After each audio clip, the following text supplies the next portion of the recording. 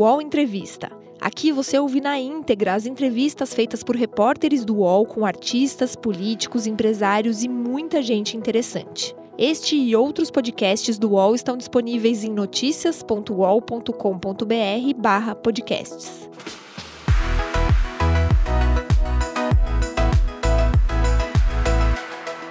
PagBank, a sua conta grátis do PagSeguro. Baixe já o app e abra sua conta em 3 minutos.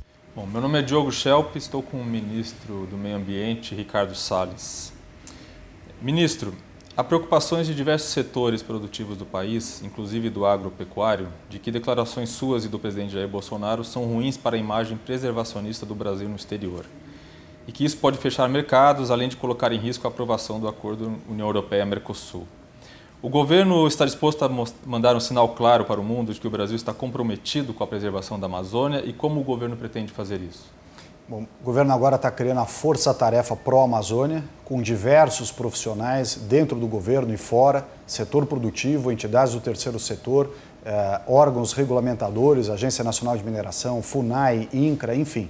Um grupo multidisciplinar que é justamente para atacar as causas da pressão ilegal sobre a floresta. Não adianta nós termos apenas operações de comando e controle, de fiscalização, de combate às atividades ilegais e criminais, mas precisa também identificar de onde vem essa pressão. Essa pressão vem, sobretudo, da ausência de dinamismo econômico para os mais de 20 milhões de brasileiros que vivem na floresta.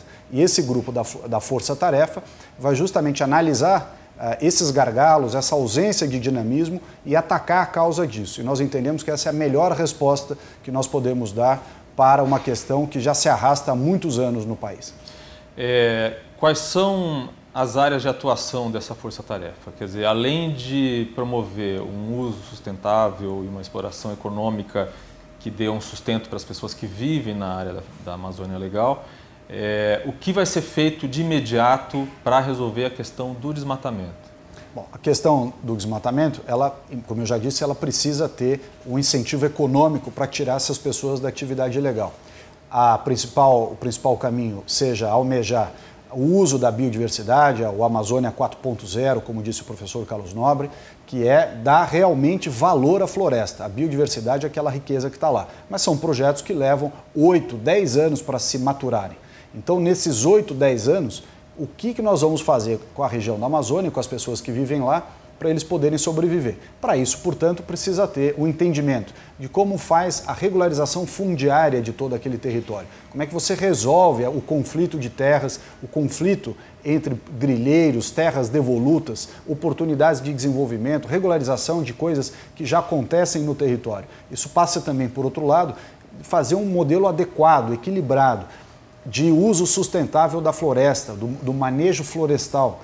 Também quais são as atividades de mineração que existem. Hoje a Amazônia tem quase 850 garimpos ilegais trabalhando no seu território há mais de 20 anos. Isso não foi uma atividade ilegal que começou em janeiro de 2019. Então como é que você faz trazer essas pessoas para a legalidade, regulamentar, formalizar, fazer com que eles sigam regras importantes de cuidados ambientais, paguem tributos, gerem empregos, quer dizer, tudo isso numa componente de agregação de valor, de cuidado, realmente de formalização. É o que eu tenho dito, a política do avestruz, colocar a cabeça no buraco e fazer de conta que essas atividades já não vêm acontecendo na Amazônia há mais de 20 anos, não foi uma boa política. Então precisa realmente discutir esses temas de maneira aberta, madura e franca. O governo questionou os dados do INPE em relação ao aumento de desmatamento na Amazônia. Quais são os dados com os quais o governo trabalha? Quais são os dados mais recentes sobre desmatamento? O que eles mostram? Veja como essa questão dos dados ela é eminentemente uma questão interpretativa. Na semana passada, o Amazon divulgou 15% de aumento de desmatamento do ano de 2018 para o ano de 2019. Então significa dizer que se foi 15%, aqueles percentuais de 88%, 278% ou outros percentuais que foram de maneira sensacionalista divulgados na imprensa, acabam servindo só para destruir um ambiente de encontrar resultados concretos e direto à origem dos problemas. Então, para nós, a questão não é o percentual de desmatamento, e sim qual é o procedimento adequado que nós vamos utilizar para pacificar uma região, colocar as atividades na legalidade, combater aquilo que for ilegal e, finalmente, dar o dinamismo econômico para aquela região. Esse é o nosso grande objetivo, não é ficar discutindo percentuais, dados, enfim, isso não vai nos levar a nada. Bom, então está claro que existe um aumento de desmatamento, que já vem de algum tempo, mas continua. E o que pode ser feito em termos de fiscalização para conter essa crise imediata? O que a Força Tarefa prevê nesse sentido? O aumento do desmatamento vem desde 2012 e se acentua em 2015 e segue aumentando. Portanto, ninguém no governo está negando que há um aumento de desmatamento desde então e que a curva do desmatamento está crescendo. Isso não é verdade que o governo quis negar isso. Então, estou reafirmando de qualquer forma que existe um aumento do desmatamento e ele precisa ser combatido nas suas causas, como eu já expliquei, e neste meio tempo, ações de fiscalização. Para isso, colocar nessa força-tarefa pró-Amazônia as equipes de Força Nacional, sob o comando do ministro Moro, o Ministério da Justiça, a Polícia Federal, as polícias militares dos estados são de fundamental importância, até pelo efetivo que eles dispõem. As equipes de IBAMA e ICMBio sozinhas não dão conta desse trabalho. Ela precisa ter apoio total das polícias militares estaduais e, infelizmente, nós não estamos tendo o apoio que precisaríamos ter. Então, faz parte desse grupo da Força Tarefa agregar as forças policiais militares estaduais junto à Força Nacional, o Exército, as Forças Armadas darão apoio logístico, uma vez que eles não têm poder de polícia fora da faixa de fronteira. Então, nessas áreas, eles darão apoio logístico. Então, uma somatória. IBAMA, ICMBio, Polícia Federal, Força Nacional, Forças Armadas e as atividades todas de inteligência que os diversos órgãos têm, tudo isso para o resultado específico. E que precisa contar, por sua vez, com imagens, monitoramento por satélite em tempo real, para orientar as ações de fiscalização. Não adianta nós termos imagens de 2, 3 meses antes, elas já não orientam a fiscalização para frente, elas são um olhar para trás. Então isso também é uma questão importante para o resultado da fiscalização. Quantos homens o ministro Sérgio Moro previu destacar para a Força Nacional, para essa força-tarefa? Quando elas estarão disponíveis e qual será exatamente a função dos homens da Força Nacional nesse trabalho? O trabalho de fiscalização, a autoridade para isso, quer dizer, o poder de polícia específico para a fiscalização ambiental, ela está com os órgãos, o ICMBio nas unidades de conservação, o IBAMA e também nas polícias militares ambientais estaduais. Então, eles é que têm o poder de polícia, a jurisdição para executar esse trabalho. Mas eles precisam ter reforço para a sua segurança, para ter realmente efetividade. Nisso entra a Força Nacional. Qual é a quantidade de homens que nós precisamos da Força Nacional? Em torno de 50 a 100 homens, depende de quantas operações simultâneas nós vamos fazer.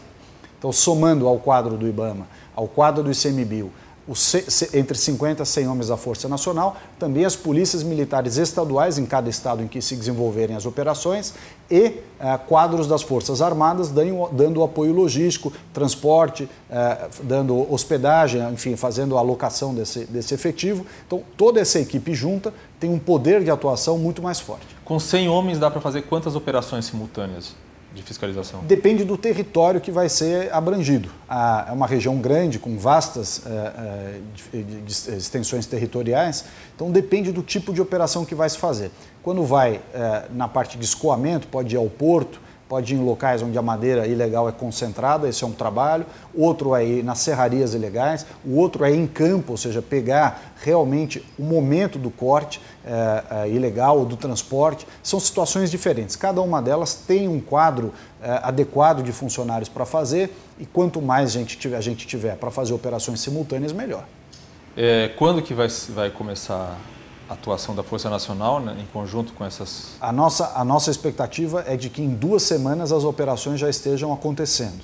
Essa operação agregando todos os órgãos. Então, é uma decisão importante de cada um dos chefes dos setores e que vai na direção de dar uma resposta imediata, complementando a discussão de origem do desmatamento, que é o que a Força Tarefa Pró-Amazônia se pretende fazer também. Com relação ao monitoramento do desmatamento, qual é o sistema que o governo, o Ministério, pretende adotar?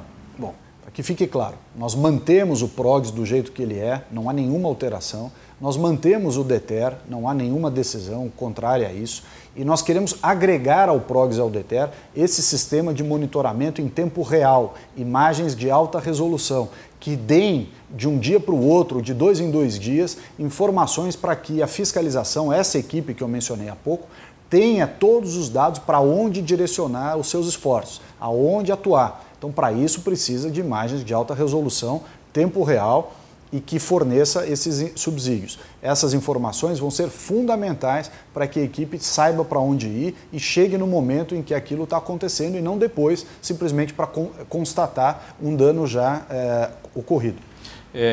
O Ministério já tem os recursos destacados para adquirir esse sistema e em quanto tempo esse sistema poderá estar funcionando?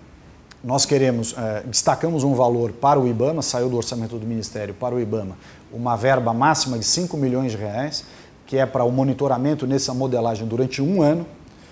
Essa modelagem vai nos permitir esses dados. Nós temos a expectativa de que em 10 dias, mais ou menos, 2 semanas, seja possível colocar essa licitação, publicar essa licitação. E isso vai permitir nós escolhermos e rapidamente colocar em ação a tecnologia nova. Com relação à suspensão das doações do Fundo Amazônia pela Noruega e pela Alemanha, como o senhor avalia a atuação do governo, né, a atuação política que pode ter levado a essas decisões desses países? O governo, lá no início do ano, constatou que os projetos, as ações que estavam sendo apoiadas pelo Fundo Amazônia poderiam estar muito mais alinhadas com o desenvolvimento econômico da região, trazendo os melhores resultados, mais efetividade. Nós propusemos uma mudança da governança do fundo, no sentido de melhorar isso e o governo ter um papel mais preponderante na gestão desses recursos, inclusive se comprometendo mais com a coparticipação, para não ficar dependente só de recursos do fundo. Esse modelo de nova governança está sendo discutido com a Alemanha e Noruega. Enquanto essa nova governança não é definida, é natural que eles aguardem para eventualmente fazer novos aportes no fundo ou não. Então, nós estamos exatamente nesse momento, definindo se há espaço para mudança de governança ou não. Se não houver espaço para mudança de governança, eles podem fazer as suas doações diretamente para governos estaduais ou para projetos específicos de ONGs ou de entidades do terceiro setor. Ninguém está impedindo que eles façam nada disso de maneira direta. Agora, se passar pelo governo, pelo BNDES, o governo quer ter mais influência, mais gestão sobre a forma como esses recursos são utilizados, até para poder colocar recursos públicos de maneira mais consistente em conjunto. Quer dizer, o senhor atribui essas decisões desses países a uma questão técnica de uma renegociação dos critérios do fundo e não as declarações que foram feitas pelo governo criticando esses países. É natural que enquanto o modelo jurídico, a regra de governança não esteja definida, aquele que faz a doação queira aguardar para saber qual é a regra sob a qual essa doação vai ser feita. Então vejo com total naturalidade que esteja acontecendo isso. Ok, ministro, muito obrigado. Obrigado a você. Ouça mais podcasts do UOL como Baixo Clero em noticias.uol.com.br/podcasts. Recebe salário, faz transferência, pagamento, recarga de celular e até empréstimo, tudo sem taxa. PagBank, a sua conta grátis do PagSeguro. Baixe já o app e abra sua conta em 3 minutos. O UOL Entrevista tem edição de áudio de Amer Menegassi e coordenação de Diogo Pinheiro.